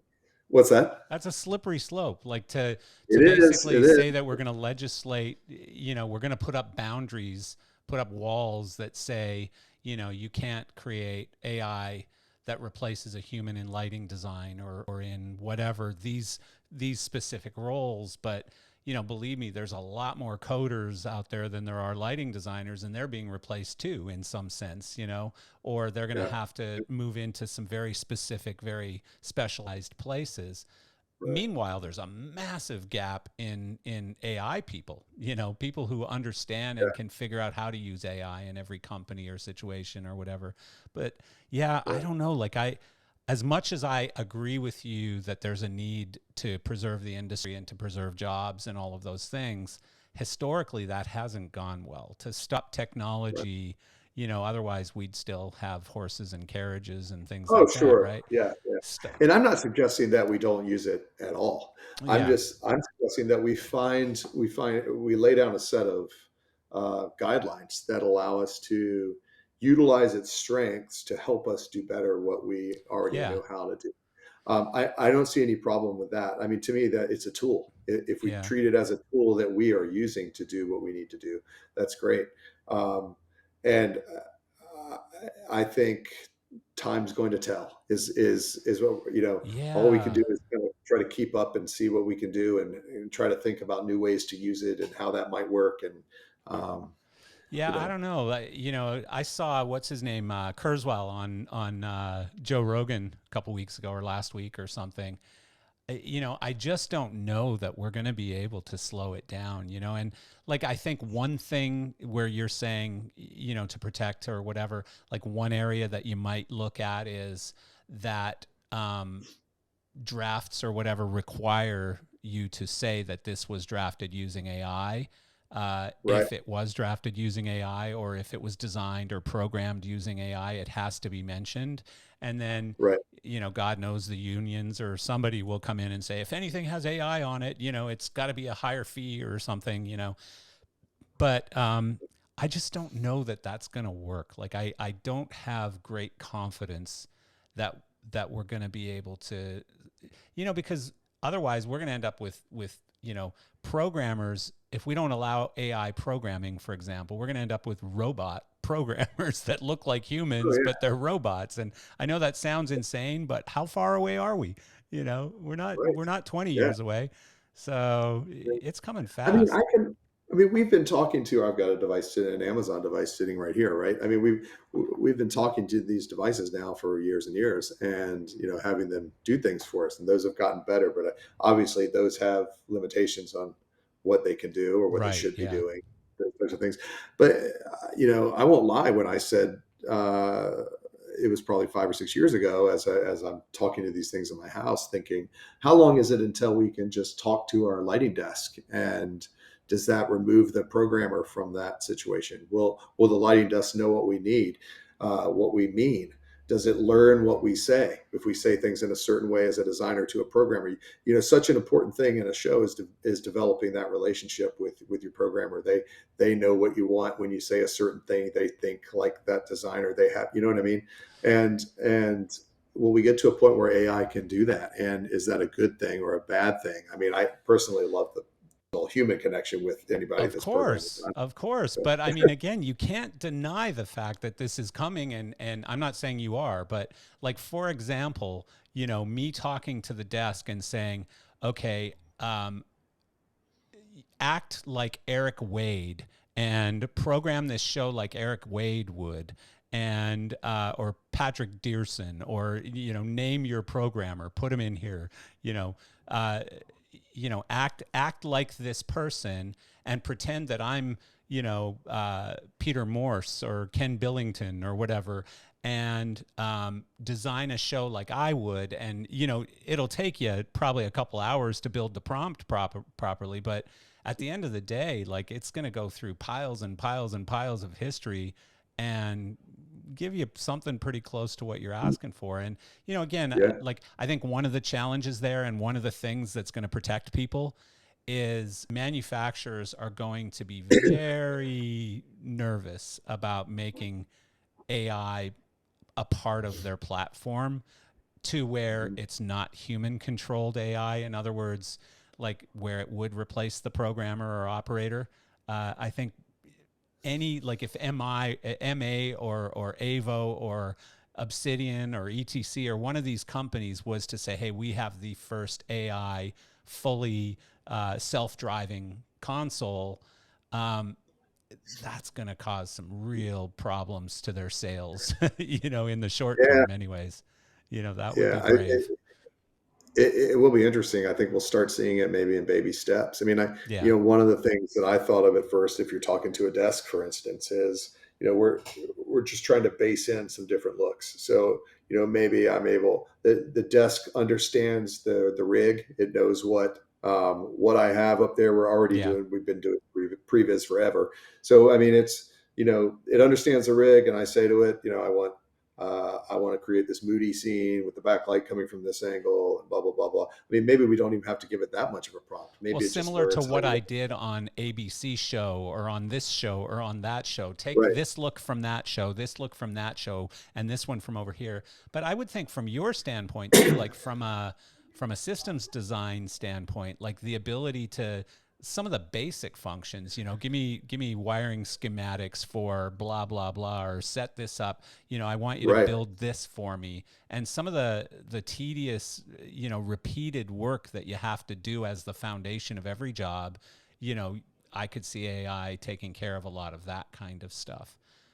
Yeah, specifications. Yeah. We write long form specification. If I'm writing a spec and it's 100 pages of a spec for a spec section, then uh, it's interesting to go. And I've tried this with an AI. I wanted to see what the AI would come up with. I need a specification, written in CSI, 2018 format for blah blah blah, whatever the spec section is, mechanized rigging systems.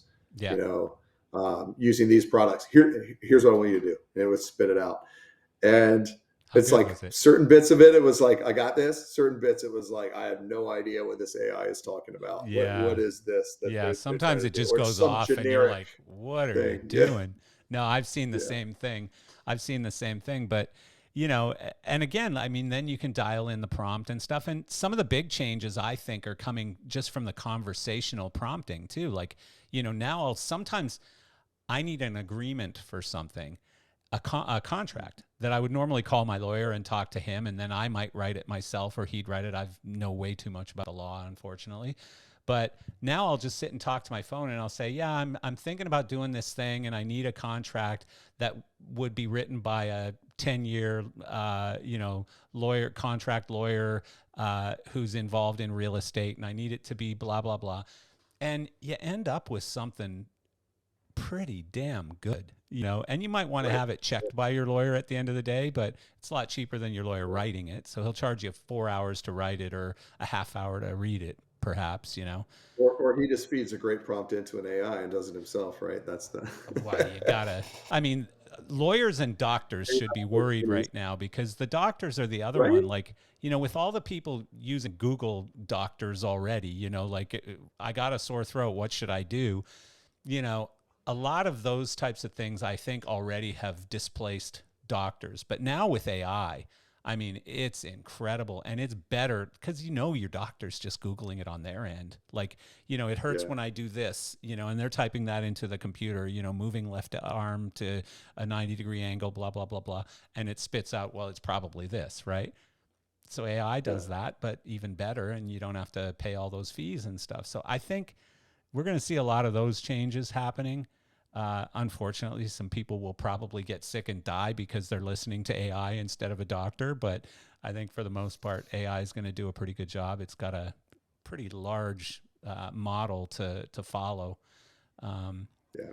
But it's going to be interesting. Like I saw at LDI this year. I don't know if you were you there? Yeah. Yeah. Somebody told me there was a control booth. I think it was an architectural control booth, or no, it was I don't remember what it was, but there was a control booth that said AI powered controller or something like that. And I talked to a couple of designers and stuff who went in there and got in arguments with the company, basically saying, this is trying to replace me, right? Like you're trying to get rid of me. And, oh, no, we're not. We're just trying to make it easier for you. Okay, well, explain to me what this thing does. And, as they'd walk through it, you didn't really need a lighting operator anymore. So, but I mean, it was pretty basic. It was like, Right. it was following music, or it was following different things that Right. were happening in a show or something. So it wasn't quite the same as replacing a designer, but it's such a Yeah. big topic because I think every Oh industry is yeah. talking about it right now. Oh yeah, Not for just sure. us. Yeah, I don't. I may have seen that. I can't remember the name of it, but I've seen ads on social media for there's some product that's like, you no longer need a lighting designer. Yeah, And I think it's geared towards clubs I and think things it like is. that. Yeah. But I yeah, think it yeah, is. Yeah. I don't remember yeah, what it was, but I think it's like a smaller, like wall mount kind of controller for a lounge or right, a club or something. I don't really recall. yeah, Um, yeah. I don't even know where I got this. This might have come from your notes, but what is this? Why did they build it that way? Fart snatcher thing. Tell me what this is Oh my about. God! Oh, that's two different things. Two Okay. different things. Yeah. One. Oh gosh, why did they build it this way? So I've done. I used to do a number of sessions at various trade shows. LDI. Went and Yeah. did it. ETC. ETC asked me to come do a keynote at their Q conference, and I did a number of different sessions. And one of them was called "Why'd They Build It This Way?" And that's basically from all of my experience kind of in various sides of the industry and realizing, when you walk into a theater, there's always something, or any venue, there's always something that you go, why'd they build that this way? Why is this like this? What happened? You know? And really, I always found it super interesting. And I think that's one of the things that really got me more interested in becoming a theater consultant, because I did wonder every time there I come across something. And what I learned is there's so much that can happen from the very moment someone says, we want to build a facility or renovate a facility to the time that first show opens. And there's so many players involved. Yeah. We've mentioned dealers, we've mentioned reps, we've mentioned contractors. You've got construction managers at risk. You have all of these scenarios where corners can get cut, things can happen differently. You've got designers, you've got consultants. I mean, it's just one thing after another. So I do love that session. I think I want to bring that back. It's probably been 5 years since I've done it. And it's always a great time putting a panel together to have those discussions. And we Yeah. get a lot of great questions. Yeah. Yeah. So Yeah. No, it's those that. are Those are so valuable. Like I love people like you and others who take your time to do these things for sometimes for younger designers, but sometimes it's just your peers in the industry who are sitting there listening to and going, wow, I never knew that. But I love that, you know, our industry is like that, like a bunch of giving people who are willing to donate their time to help other people, you know, succeed or become better or whatever. So Yeah, good on you. absolutely. The fart snatcher thing is kind of a byproduct example of that. It's, you know, we were doing a checkout in a on a project, and you know the electrician can't find a particular circuit, and we don't know what's happened. Where's the circuit for this? It's a lighting circuit. It's coming off the dimmer rack at that point. Where's this lighting circuit? And the rep was came on site, and was in the bathroom, and you know, while in the bathroom, starts hearing the bathroom fan going crazy, and the bathroom fan's just like you know, making these noise, and comes out and says, I think I know where that lighting circuit went. I think the electrician hooked it up to the fart snatcher. Oh my So, God. and it was hooked up to the bathroom fan, and sure enough, the electrician had done that. I mean, that kind of stuff happens all the time, but That's I just awesome. thought that was kind of a funny Yeah. little story. What about this? What about this nickname, Josh the Destroyer? Where'd that one come from? That's really recent. So last year at USITT, a year ago, where was that? St. Louis? St. Louis. Um, Yeah. I'm at that show, and my good friend Solveig Bussler from Schnick Snack is there with her stand. And I'm talking to Solveig, and I'm wearing my big winter coat because it was freezing. And I said, do you mind if I store my coat on your booth? She had this little space around one side of the table, and it was kind of a small stand because it was USITT. So she had these blocks all set up of all of their lighting and everything. Yeah. So I store my coat over there, and I come back at the end of the day, and I didn't realize it, but she had this like DMX cable or something that was kind of running down along the side behind there. And I was wearing this big pea coat, and it had these big buttons on it. And I Uh-oh. go to pick up my coat, and the button catches the cable, and the cable pulls on the top box. And these were like staggered step Oh, boxes, Jesus. about two Dominoes. by two boxes. And it was a domino effect. Boom, Ay. boom, boom. The whole booth goes over into the booth behind it. Oh, God. And it was, luckily there was no one in that booth behind it. Uh-oh. It was just an empty booth, but it made the loudest noise, of Oh, course. no. And everyone stops on the entire show floor, and it just gets quiet. And I'm standing there watching this happen in slow motion. I turn around and I look at Solveig, and I'm like, did I do that? And she's like, yes. And in her very German accent said, you know, from now on, I'm calling you Josh the Destroyer. That's hilarious. And I felt so bad, but I mean, we got it back up. I helped her, you know, get back up Well, and and you just running. We got promoted her company. So what's her company called? Schnatzel or something? Schnick Schnack Systems. Yeah, really, really great product. They really do some great stuff with control. They do a lot of exterior custom and bespoke fixtures as well. Okay. So I will promote it because I did destroy the booth. So, Well, I'll have to check yeah. it out. It sounds interesting. Yeah. So, what else? You sent me a whole bunch of cool notes that, a prank call that you made to Oh your, my God. All the little stories now. My yeah, wife was a casting director, yeah, and she had an assistant. Well, actually, I guess it was more of a administrative person that was working at front desk. And I used to call every week when this person was working and pretend I was some celebrity. And, you know, my wife would be in a session, like a casting session, yeah, trying to watch actors so that she can cast them for a show. yeah. And you know, the assistant's like knocking on the door Oh saying, my oh, God. you know, Tom Cruise is on the phone for you, or, you know, something like, and it went on and on and on. Yeah. And And I'm she always like, always took your call, like thinking it might be she Tom would take Cruise my this call. time. Yeah, I would like disguise my voice and like do Yeah. this thing.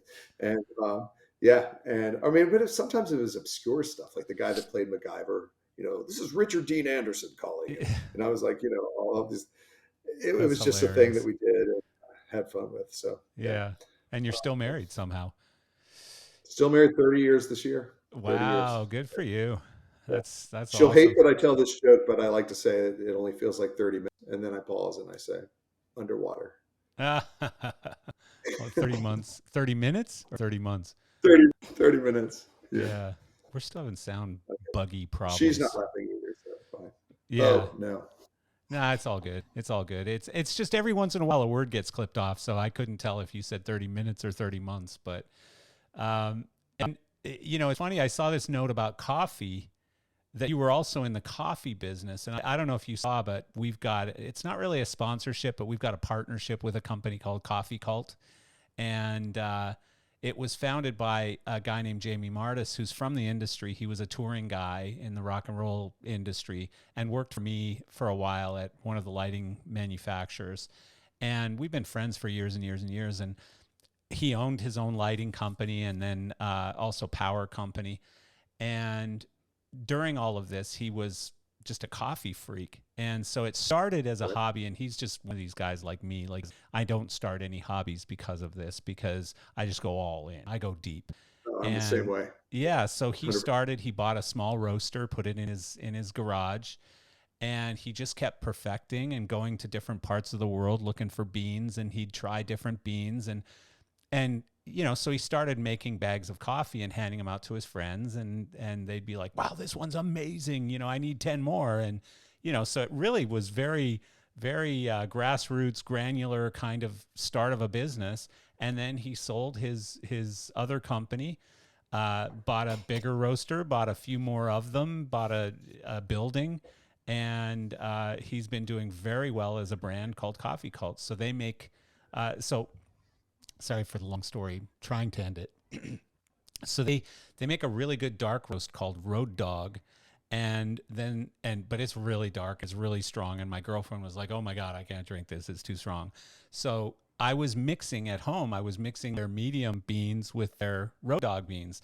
And one time I was talking to Jamie, and he said, why do you always order medium and Road Dog? And I said, well, because I gotta basically damp it down a little bit, it's too strong, but I really love the flavor. And he goes, well, why don't we make a blend for you? And I said, you would do that? And he goes, of course I would. I wouldn't do it for everybody, but I'll do it for you. And why don't we brand it? And I said, okay, let's call it Geezer's Grind.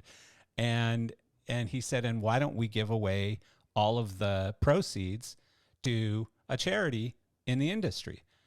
Pick one. And so I went and talked to Craig Burrows at Roby and said, hey, let's put Roby backstage on this charity for Coffee Cult. So now all kinds of our listeners and my friends and our customers and stuff buy this coffee all the time. It's really, really good. And the proceeds go to this Roby backstage, which helps fallen soldiers in our industry. Wow. Yeah. So that's cool. That's very cool. That's very cool. Yeah. Yeah. You didn't go that far. Serious. No, I didn't. But when I lived in the city, I was home roasting. And so we would open our windows in our apartment, and our landlords lived upstairs from us, and they were always coming down like, oh, we can smell it. Can you give us some of this fresh, that fresh roast? That's good. Yeah. Been to Origin, Guatemala, visited a number of farmers, and, very it's cool. Shot a documentary, 2013. Yeah. I mean, it's, yeah. About coffee. Yeah. About coffee, Wow. coffee growing in Guatemala. It was really interesting, but never saw the light of day. There's a lot of politics that go along with that in that part of the world, and I think ultimately we felt like if we would have shared some of the things we found, it would have put some people into danger. Yeah. So we decided not to let any of it out. So it was. Yeah. I talked to Jamie about that. He said that's part of the hard part about a coffee being a coffee company is you want to do the humanitarian thing and get organic beans that are grown in a very nice way where you're not taking advantage of these people and stuff. And he said it's hard. He said it's harder than you would think, in a lot of these regions, Sumatra and some of the regions where coffee is sort of their way of life. People are just treated badly. Right. Yeah. So I don't know if that's what you're talking about, but yeah, just crazy. The small amount of people that are the ones that own and run so much of that, and everyone else is beholden to them, and you go against that. It can, Yeah. there, bad things can happen. So, Yeah. um, Well, and it's like that in a number of industries. I'm not just coffee, but yeah. it's in No, various of places course. around the world. You Yeah, know, of course. No, I mean, if you look at I don't know if you've seen any of the documentary footage on the battery technology and stuff, cobalt mining in Africa. I mean, it's brutal. It's so yeah, like it's just like, oh my God, little kids in bare feet digging around through these mines, and it's just disgusting. Getting yeah. paid, I forget what it was, 20 cents a day or something. But so were you thinking of this as a business? You were intending to do it as a business? I think at one point, yeah, and then lighting kept just demanding my time, and then it was Yeah. something that never happened.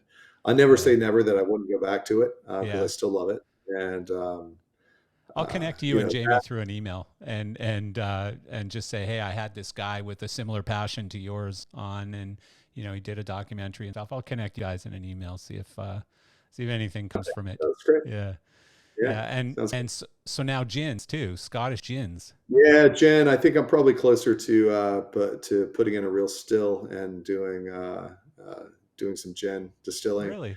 Uh, I think there's actually, and I love a good gin. Although these days I'm not drinking as much alcohol as I used to, Yeah, all of us. and I feel like there's a real place. I just can't do it. I feel like there's a real place in the market now for non-alcoholic versions of these things, and Yeah, no one that I have found has made a really truly great non-alcoholic gin that actually tastes like gin. interesting. Um, so kind of I heard playing that's with. going to be a huge market. Like the whole non-alcoholic cocktail thing is already coming big, but I heard, I keep reading articles and stuff that it's just going to be monstrous. Yeah, yeah. And Scotland, believe it or not, has some of the best gins in the world. I mean, it's I obviously didn't well know known that. for whiskey, but Yeah. yeah, some of the here are just amazing. So, Yeah. When I saw these um, notes, Scottish gins, I was like, Scottish gin? Like that just sounds weird to me, you know? right? Yeah, Yeah.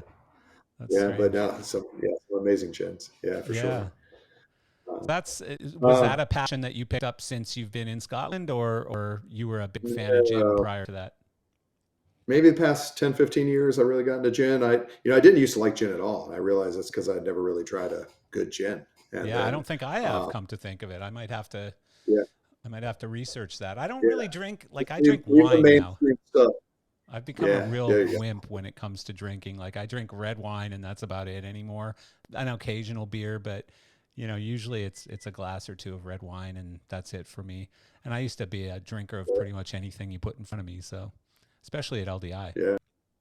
Oh yeah. Yeah. Or any trade show. I just got back from Pro Light and Sound on Saturday in Yeah. Frankfurt. So of course that's same How was it? situation. Yeah, but how it was I heard it's a lot smaller, It obviously. is. Yeah. I thought it was still a really good show this year. I think it's coming back a bit. Talking to a number of people there, I feel like they're going to try going to ISE in Barcelona Yeah. next year as opposed to Frankfurt. We'll see what happens with that. But yeah, I mean, back in the old days, I've been going to that show for a really long time, and Me too. it used to take over all of the halls, and Yeah. then you had the music messe happening next door with all the music Yeah. manufacturers, Yeah. and now it's just hall 12 up and down is lighting, and hall Yeah. 11 is sound. So it's a much smaller show than it used Yeah. to be. Yeah, it's too bad. Yeah. I mean, I used to love going to that show in Frankfurt and been doing it for a number of years because I actually, before I got into lighting, I was in music. I owned a music store in Canada. Oh, And cool. so I went to Music Mesa as a music guy first, and then eventually, as sound lighting, whatever. Um, but yeah, I mean, I've just heard from everybody that it was such a smaller show. And if you look at the lighting booths, like Robe was big, Elation was. There were a couple, two or three big booths, but then a lot of them were much smaller this A year. lot of them are just shrunk Yeah, down. Yeah, yeah, yeah, much smaller. yeah. Yeah. So yeah, I mean, have you been to ISE yet? I've not been. I almost went this year, and I said no. I'm going to stay because you can't go to every trade show. But I know, I was I just know. like I'm going to go do Frankfurt, and I had too much going on. But I said next year I'm definitely going to go to ISE, check it out, Yeah. and sort of get a feel Everyone for it. has told me it's the important show now. ProLight, not so much. ISE, it's pretty much taken over a lot of the big budgets and stuff like that where ProLight used to be. So it's interesting. Right. Yeah. So I was made aware that in July you're going to be competing in a charity thing, right? What is that? Tell me about that. Yeah. So I do. I mentioned early on. So I'm a CrossFit Masters athlete and level 1. What is a CrossFit Master? That means and that I compete at the Masters level. Masters level. I get it. Okay. Yeah, I thought it meant you were the Master Sommelier, or whatever. I'm the master. Yeah, exactly. Yeah. No, it's a charity event. This one's in Edinburgh called Battle for Cancer. It's just that where we have a team of 4 of us that we put together. So we'll go in for competition over that weekend, and essentially the majority of it is we have one set of workouts where we have to do 20,000 reps in 90 minutes amongst the 4 of us. And the idea is that we're 5,000 then. Right. Yeah. Exactly. We're raising money basically at a per rep kind of scenario. So, you can sponsor our team per rep. So if we get up to that point, that's great. It's tough to do that. But good cause. Just giving money to cancer research and charity there in Edinburgh. Very cool. Yeah. So we're going to, and Sarah, I'm telling you this now, we're going to include all the information for that, for your charity and ways that people can donate and stuff. We'll include that with any of the promo that we're doing for this episode to make sure that people can get in touch with that. That's really great. And I really appreciate that. And if I could just follow up on that, something completely different. Sure. I have been a part of the ETC's Fred Foster mentorship program for maybe 12 years now, and have helped lead that program, bring a lot of new students and talent into the industry, pairing them with mentors in the industry to kind of help them find their way as they're getting started. I know so many of us, like I said, we're knocking on doors and trying to figure out anything we could do. This really gives these exceptional students a leg up on really getting that start in the industry. Yeah. That program is starting up again for this year. They're taking applications as of now. And I'll give you the link to that if you wouldn't mind putting it up there. It's for students to apply for that program. So absolutely. And if you know the link, like, is it something that you can say right now that people could write down or anything, or is it incredibly long where it's .com/this.that/this? Because if you could say it might be helpful as well. Or if there's a place they could go to find it, like if it's just ETC Connect. Go to the ETC website. It is, etcconnect.com, and then /student mentorship, I believe. Let me just double check that. Yes, etcconnect.com /student mentorship. That's easy enough. Yeah. So people go check that out. And so you're taking applications now for that. And then, so what does that involve? Like if someone applies, is it's a full scholarship, or how does it work? So there's a North American program, and then there's an international program. So it used to be all together, but I think we quickly realized that in recent years that we're getting more and more international students applying. So we need to separate them out. That makes sense. It used to be that students were pared down. You might get 100, 200 applicants. We all go through those applicants, and there's a lot of really great people in there, and it's tough to kind of pare them down to a core group. There's never a set number. Sometimes it's 8, sometimes it's up to 20, perhaps, students. It just depends on what we all feel is best. And it used to be they would all go to LDI. ETC would take them to LDI. We'd put them with mentors at LDI. We'd have an evening where they could get to know each other, ask questions. So, these are people like Ken Billington and Don Holder, and the list just goes on and on and on. Yeah. And so small names. Yeah, small names. Yeah. Nobodies. Bunch of nobodies. Yeah, and pairing these students with those industry veterans, and so I think what we've realized since COVID kind of put a stop on, like, let's bring the students to LDI. We had to rethink that. So Right. Yeah. we started doing Zoom meetings with breakouts, and we would have opportunities for those students to share portfolios and ask questions, and really have roundtables with these designers. And then the designers would say, "Yeah, I'll take that student on as my mentee for." It's not like for the next year or 6 months. That's essentially for life. That's part of the program. Is anytime that student needs something, they can reach out to that. Wow. And the idea there is we kind of cut them loose. We make those introductions, make it happen. And then it's up to the student really to go and develop that relationship with that designer. But we've had students that, have gone on to assist and become associate designers for numerous folks. We've had, students that are working now all over the industry, working for companies like Disney and doing things that, they may not have had an opportunity to get a foot in the door to even begin to understand how to do that.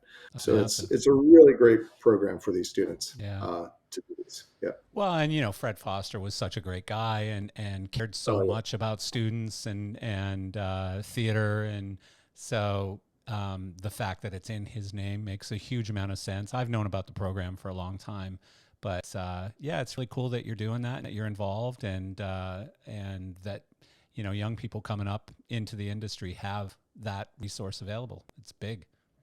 Absolutely. Yeah. Anything else we've missed to promote or to talk about or anything? Oh gosh, no. I'm trying to We've keep you all talked the way about a through lot. happy hour. I'm trying to keep you all the way through happy hour so you can't get drunk in Scotland there, Yeah. It's 4 p.m. here. It's time to go and do that. Yeah, there you go. That's a good idea. Yeah, for me it's lunchtime. So, well, I appreciate you very much. I appreciate you taking time to do this. It's been a cool chat. I feel like we could talk for another 2 hours, but Absolutely. Yeah. even just looking at the notes you sent us, I'm looking at it going, "Oh my God, we missed 20 things." But yeah, I mean, right. Yeah, I'm looking at some stuff here going, another yeah. year, if there's an extra space, we'll come back. I'm happy to come back No, anytime. absolutely. I'd love to. Yeah, I'd love you to. You got a really interesting business. I like getting past this first interview too, because then we can talk about the industry and we can talk about what you're up to now and all of those things a lot more. But I do like to get people's background. It's just I never do it again on the second time. So we've had loads of people on 2, 3, 4 times, so we'd love to have you back on again. And this is a lot of fun. Yeah, I've really enjoyed it. Cool. Been good. Well, and tell Herrick to get his ass on the show too. Yeah, well, I'll poke him and see what happens. Can't promise anything. Yeah, good luck. Yeah. All right, man. Thank you.